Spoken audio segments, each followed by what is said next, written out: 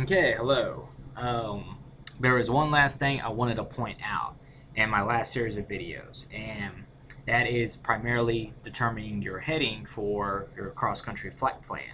The last thing you want to figure out after you figure out what your variation is and your wind correction angle is your compass deviation. And I'm not sure if I mentioned that in my last video. I know it's a point that can often be overlooked, but what you want to do is you want to figure out what your compass deviation is. And all that simply is, it's for local errors generated by onboard equipment in the aircraft.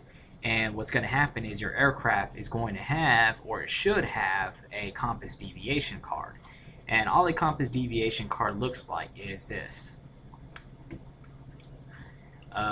You're going to have basically, and this is a pretty good example, this one isn't filled out, but you're going to have a little card underneath your compass, or it'll be notated somewhere. And all it simply is it gives you some predetermined values that the mechanics figure out. And I'm not sure if you can see this or not. That's actually kind of small. Let me see if I can figure out another one. Let's see if this is okay, this is a pretty good example of a compass deviation card. Now, a lot of them are going to have different settings to them. Generally, what you'll do is you'll have a compass deviation settings for all your equipment off or your equipment on. But in this case, all it tells you to do is either to steer certain headings to get your desired result. So for example, let's say in this aircraft right here, if we were flying with the radio on and we wanted to maintain a magnetic heading of 030, then we would steer 032.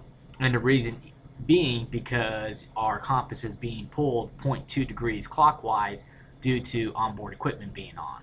Same thing with 060, we would want to steer 062, 090, 095 because our compass is being pulled 5 degrees to the right. 151, of course we would want to steer 155 because our compass is being pulled 5 degrees to the right. Of course, with the radio off, it looks like it's much more significant. So you just want to be sure to look at your compass deviation card and find out what the required deviation is going to be, because this is something that the flight instructor will look for, and this is generally something that as you move up into bigger aircraft, it will become a bigger deal. So that's just something to keep in mind. But that's all I want to say about compass deviation.